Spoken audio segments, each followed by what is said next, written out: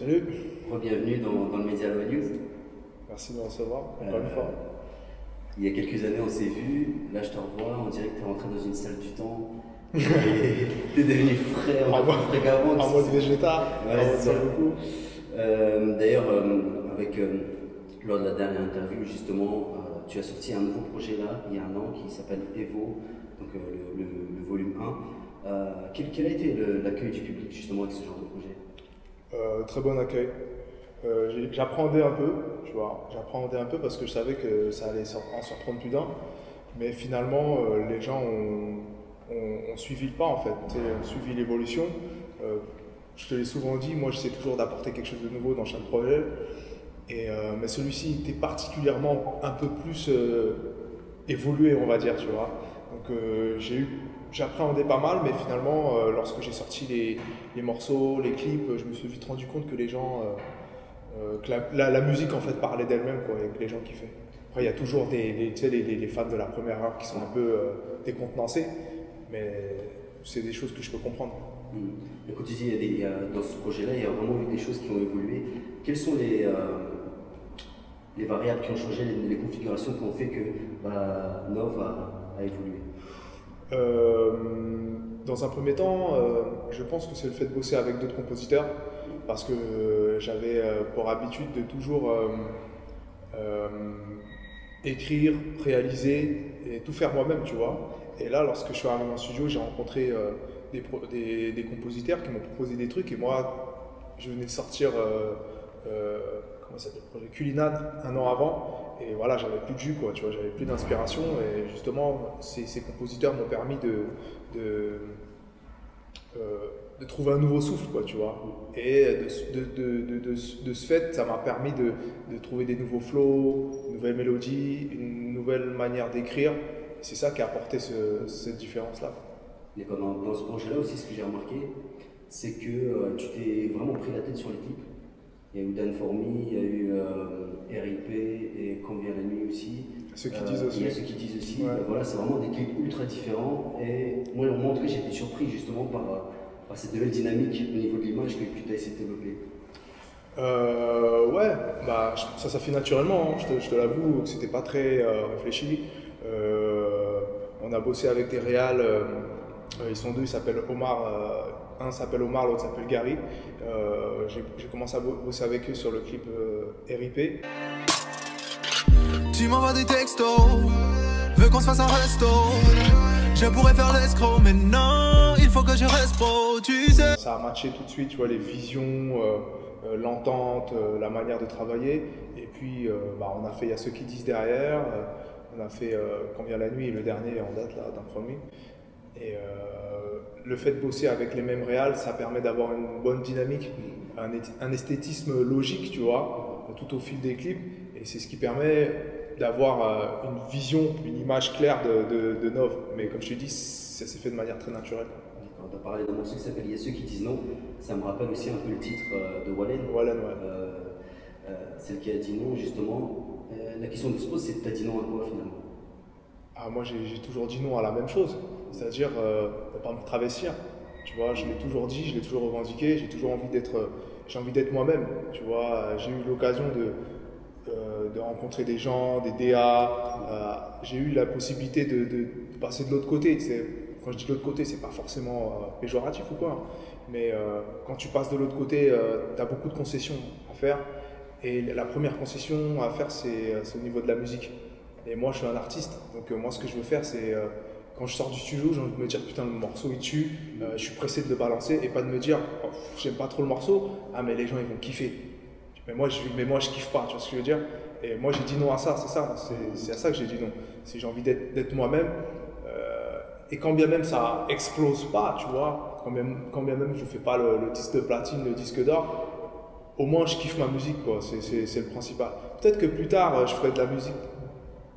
Une musique qui sera différente, tu vois. Evo 1 c'est super différent de ce que je faisais dans Groove Therapy, mais c'est un choix voulu, quoi. C'est pas une pression d'un DA ou parce que je suis en major ou parce qu'il y a un public qui m'attend et je dois donner ce que le public veut, tu vois. J'ai pas envie d'être esclave de ça, tu vois. Y a ceux qui disent oui, y a ceux qui disent non. Y'a ceux qui voient petit, y'a ceux qui visent grand. Y'a ceux qui disent oui, y'a ceux qui disent non. Mais ceux qui disent oui seront morts dans 10 ans. T'as eu pas mal de propositions à ce niveau-là en disant formate-toi un petit peu, fais-nous des petits yaourts. Non, pas mal. J'ai eu quelques propositions, tu vois, tout au long de ma carrière. Des possibilités de signer, des possibilités de signer en major. J'ai fait des rencontres avec des DA qui m'ont dit tu devrais faire ça, tu devrais faire ci, etc. Si je l'avais fait, peut-être qu'aujourd'hui j'aurais été à mon 5e disque d'or, j'en sais rien, tu vois. Mais sur le moment, tu vois, lorsque le DA me dit ouais, tu devrais pas faire ça, tu devrais faire ça, tu devrais plutôt écrire tes textes comme ça, moi sur le moment c'était pas mon truc, tu vois. Je me suis dit non, ça me correspond pas. Et comme je t'ai dit, lorsque je suis en studio, c'est un kiff total. Moi j'ai toujours préféré le studio que la scène, tu vois, je l'ai toujours dit. Et quand je suis en studio, c'est mon moment de kiff, quoi. C'est mon moment à moi, tu vois. C'est le moment où je m'exprime. Et si à ce moment-là, je peux pas m'exprimer comme j'en ai envie, ça sert plus à rien. Ça sert plus à rien, quoi. D'accord. Il y a aussi, j'ai ressenti un truc, c'est que j'ai l'impression que tu es souvent incompris aussi. Je te dis ça parce que je pense notamment au clip de la Moro, où certains ont dit que tu as changé avec un clip ultra-capitaliste, etc. Alors que moi, j'ai eu plutôt le sentiment que c'était limite un morceau dénonciateur de tout ça. Oh, bah, c'était clairement ça. Ouais, c'était clairement ça. Mais après, c'est une histoire d'interprétation aussi, tu vois. J'ai vu ça, tu vois, cette espèce de petite polémique entre mes fans qui se disaient ouais, mais non, maintenant, il idolâtre l'argent, c'est devenu un capitaliste, mais il s'est transformé. Et les gens n'ont pas compris en fait ma démarche, tu vois. Lorsque j'écris, dans mon morceau, je surligne en fait, tu vois. Je surligne, j'appuie, j'exagère en fait pour mettre en évidence les choses que j'ai envie de dénoncer, tu vois. En me mettant dans la peau de ce mec, tu vois, qui est en mode, qui a que l'argent en tête, quoi. Et les gens, il y a certaines personnes qui l'ont compris, d'autres non. Mais après, moi, je n'ai pas à me justifier, tu vois. Je vais pas faire un grand texte sur Facebook, faire un communiqué, me dire ouais, moi, quand j'étais en studio, j'ai voulu faire ça pour expliquer aux gens qui n'ont pas compris. Soit ils décident de se dire bon, qu'est-ce qu'il a voulu dire Veno dans le morceau, et d'écouter le morceau jusqu'à la fin, parce qu'il y a plein d'indices, tu vois, dans le morceau. Soit ils n'ont pas écouté jusqu'à la fin et ils se font leur idée comme ça. Mais moi, je ne veux pas me justifier pour un mec qui n'écoute pas mon morceau jusqu'au bout, quoi. Tu vois ce que je veux dire? Mais donc, toi, tu n'as pas cette démarche-là en disant vas-y, je vais commencer à expliquer mes morceaux, etc. Tu n'es pas du tout dans cette dynamique-là? Non, je ne suis pas dans cette dynamique, tu vois. À part si un jour je fais un morceau où malencontreusement il y a une punchline qui fait une putain de polémique de ouf, que je suis attaqué par des associations, je vais me mettre devant la caméra et je vais expliquer. Mais pour un morceau comme ça, je ne vais pas expliquer aux gens. Je ne suis pas un politique, tu vois ce que je veux dire. Ouais, non, c'est que de la musique, hein, franchement. Je ne prends pas ça plus au sérieux que ça. Hein. Faut pas que les gens ils se disent. Et puis, comme je t'ai dit, dans le morceau, il y a des punchlines, tu vois, il y a des réponses. Si les gens ils veulent vraiment savoir, il y a des réponses. Et je regardais un peu les commentaires, les gens ce qu'ils disaient. Il y a des gens qui voyaient ça, tu vois. Ils disaient ouais, mais non, à un moment il dit ça, à un moment il dit ça. En fait, il est en train de nous donner des indices. Mais les gens qui n'ont pas envie de comprendre, tu sais, quand tu n'as pas envie de comprendre, tu ne comprendras pas. Ça ne sert à rien d'essayer d'expliquer. La Fouine, il a sorti un dernier morceau dernièrement où il dit un truc du genre on sort les trucs, les tête à tête, c'est bel et bien fini comme le R&B. Est-ce que toi, tu es d'accord avec ce constat-là? Il a raison. Il a raison totale, 100%. Mais après, il faut définir qu'est-ce que le R&B. Tu vois, le R&B aujourd'hui, il est hybride maintenant. Le R&B à proprement dit, il n'existe plus. Tu vois, donc je pense qu'il parlait de ce R&B là, tu vois, le R&B chanté, mielleux, très connoté chanson soul, c'est fini aujourd'hui, et il a raison. Mais le R&B d'aujourd'hui, c'est un nouveau R&B, tu vois, c'est un R&B très hybride, qui est très rap, comme le rap maintenant est très R&B, tu vois, c'est un R&B plus rappé, et le rap aujourd'hui est plus chanté. Donc voilà, c'est un nouveau style de R&B, c'est comme à l'époque, on parlait de soul, on parlait de new soul. Et ben aujourd'hui, je pense qu'on est dans une espèce d'époque de new R&B, tu vois, un R&B qui se renouvelle parce que les plus jeunes, aujourd'hui, moi j'ai 30 ans, mais tu sais, les plus jeunes, ils ont 18, 20 ans, et leur jeunesse, qu'est-ce qu'ils ont écouté? Ils ont écouté du Peura, ils ont écouté du Kendrick, ils ont écouté du... tu vois ce que je veux dire? Et forcément, quand ils vont en studio, ils disent ouais, je vais faire un morceau, je vais essayer de faire un truc original. Bah, il y a toute cette influence-là, là, tous ces morceaux qu'ils ont écoutés qui ressortent dans le morceau. Et forcément, il y a de la trap, forcément, il y a du rap, il y a du flow, et il y a de l'autotune. Tu vois ce que je veux dire? Alors que moi, à l'époque, quand j'avais 15-16 ans, ce que j'écoutais en termes de R&B, c'était plus chanté. C'est pour ça que mes morceaux à l'époque, ils étaient plus chantés. Aujourd'hui, mes morceaux sont un peu plus trap, on va dire, tu vois. Parce que c'est ce qui se fait aujourd'hui, c'est ce que j'écoute. Donc forcément, quand j'arrive en studio, putain, il y a 3 semaines, j'écoutais un son dans la voiture, c'était trop chaud, j'ai kiffé. Forcément, j'arrive en studio avec mes compositeurs, on se dit ouais, qu'est-ce qu'on peut faire? Bah, faut mettre la grosse 808 et ça nous ambiance, tu vois. On se pose pas de questions au final. Est-ce que toi, tu n'as pas l'impression de payer un peu les pots cassés de cette image-là du R&B un peu mielleux? Direct, on pense Nov, on pense R&B, mais généralement, on a ce cliché en disant ouais, on imagine des artistes un peu bizarres et tout. Et d'un autre côté, les mecs qui sont issus de la néo-soul et tout ça, qui sont très underground, bah, te considèrent, ou en tout cas considèrent des artistes comme toi en disant bah ouais, non, ils sont sortis de notre créneau, quoi. Et j'ai l'impression que toi, entre les deux. Aujourd'hui, je suis clairement plus dans ce créneau-là, tu vois. Quand j'arrive en interview ou quand les gens me présentent, ils aiment bien dire ambassadeur de la New Soul, tu vois. Je l'étais à l'époque, tu vois. Je l'étais parce que c'est ce que je faisais à l'époque de Groove Therapy, par exemple. C'était de la New Soul, tu vois, parce que c'était très influencé soul avec des influences hip-hop, des influences qui étaient nouvelles pour l'époque, entre guillemets, tu vois. Et aujourd'hui, je suis plus du tout dans cette mouvance, tu vois. Donc, je peux comprendre les mecs underground, puristes, qui écoutent encore du Jill Scott et qui se disent ouais, non, maintenant, c'est plus ça. Et bah, ils ont raison, gros. Ils ont raison à 100%. Donc, je peux pas leur en vouloir, tu vois. Ces gens-là qui m'ont kiffé à l'époque et qui me kiffent plus aujourd'hui, je peux pas leur en vouloir parce que peut-être que ce que je fais aujourd'hui, ça les parle plus, tu vois, tout simplement. Mais ça parle à d'autres personnes. Et moi, tant que ça me parle à moi, c'est le plus important. Il y a aussi aujourd'hui beaucoup de rappeurs qui commencent à chanter, etc. On dit souvent, quand un album d'un rappeur, qu'il soit hardcore ou non, qui sort, on dit ouais, t'as pris des risques, t'as commencé à chanter sur les morceaux, etc. Ouais. La question qu'on se pose, c'est pour un chanteur R&B ou qui fait du R&B trap, etc., c'est quoi prendre des risques finalement? Prendre des risques, bah, ce serait peut-être pas ce qu'on demande au rappeur de faire. Dans le sens où le rappeur, quand il se met à chanter, on lui dit ah, tu prends des risques. Pour le chanteur, c'est peut-être de mettre du flow, de mettre du rap dans son chant. C'est peut-être ça le risque, tu vois. Et moi, c'est ce que j'essaie de faire, tu vois, parce que c'est ce que j'écoute. Et je sais pas si tu as remarqué, mais moi, dans mes phrasés, je suis très rap, très flow, très multisyllabique dans mes rimes, etc. Donc, moi, j'essaie de prendre s'il y a un risque que j'ai pris, c'est à ce niveau-là. Et aussi, les gens me disent souvent, ouais, mais maintenant, Veno, c'est du trap R&B. Trap R&B, tu vois. Mais j'ai pris le risque, tu vois ce que je veux dire? C'est-à-dire qu'à un moment donné, il y a les artistes de l'époque, ils ne se sont pas renouvelés parce qu'ils ont eu peur de leur public. Esclaves, tu vois, esclaves du public, esclaves de ce que le public va dire. Ah, mais il a changé, etc.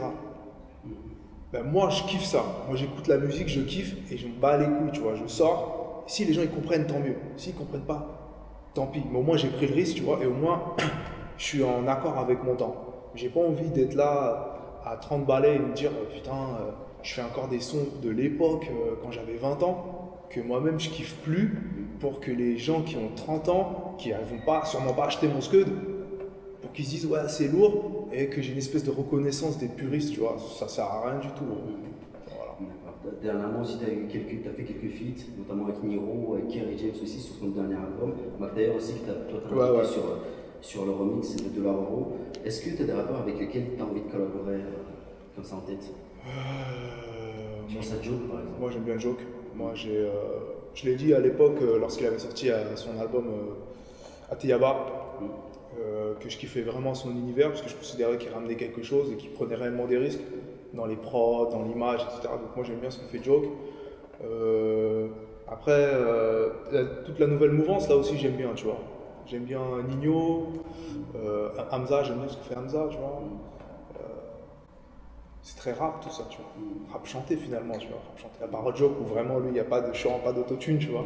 Mais tu sais, c'est très rap, c'est ce que j'écoute en majorité, quoi. Tu sais, j'ai écouté le dernier Tressons là, il y a 3 jours. Je sais pas comment il s'appelle. Ouais, je le crois. Ça m'a pas parlé, gros. Ça m'a pas parlé. Sur tes réseaux sociaux aussi, on a remarqué que tu apprécies beaucoup ce que fait Sofiane. Ouais. Lui, il a montré aussi un truc intéressant, c'est que malgré tout le temps, toute sa carrière qu'il a eue et que qu'il n'avait pas reçu le succès escompté, au fil du temps, si tu as un peu de talent, si tu as du talent, forcément tu finis par percer. Est-ce que c'est quelque chose qui t'a marqué aussi ça?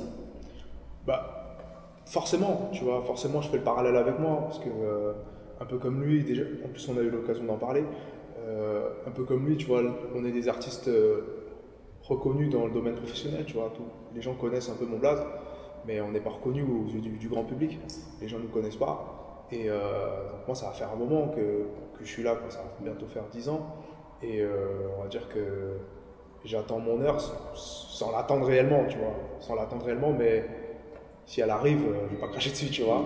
Et Sofiane, c'est pareil, tu vois. Sofiane, il a bossé, il a sorti projet sur projet, sans réellement connaître le succès qu'il méritait, quoi, tu vois.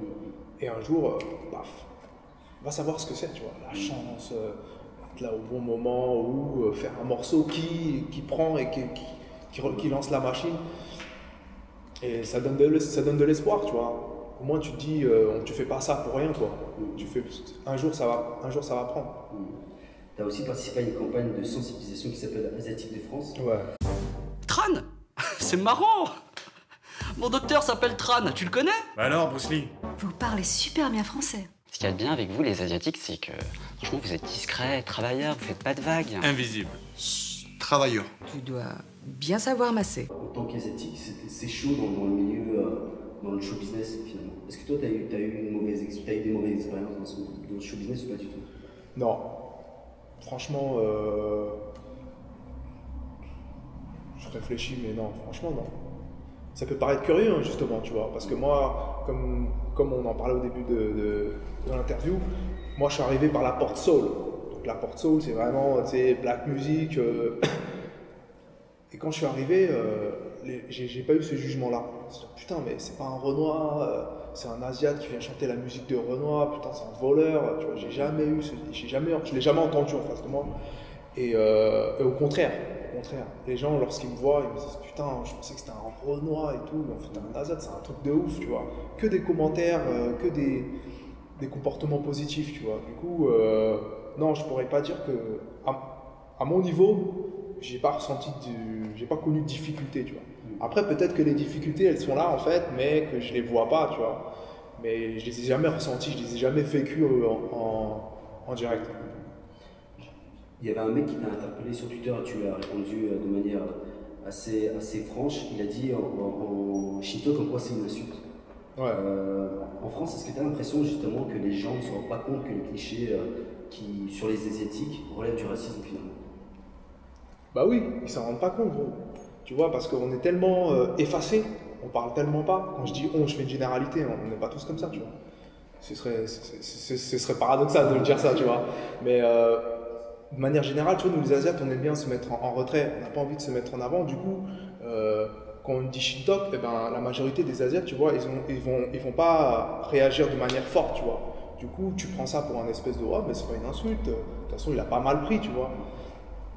Mais dire Shintok à un Asiate, c'est comme si tu disais Bougnoul à un rebeu ou Bamboula à un Renoir, tu vois. C'est la même chose, gros, tu vois. Mais les gens ils se rendent pas compte parce que voilà, ces Asiates, ils sont tranquilles. Les films de Bruce Lee, ils font des nems, je mange le jap. Tranquille, les Asiates, tu vois. C'est ça le truc. Et justement, à travers l'initiative de la vidéo, là, de la campagne, c'était de sensibiliser les gens, tu vois. Dire que nous, les Asiates, on est là, on n'est pas juste des maîtres de karaté et des faiseurs de sushi, quoi, tu vois ce que je veux dire.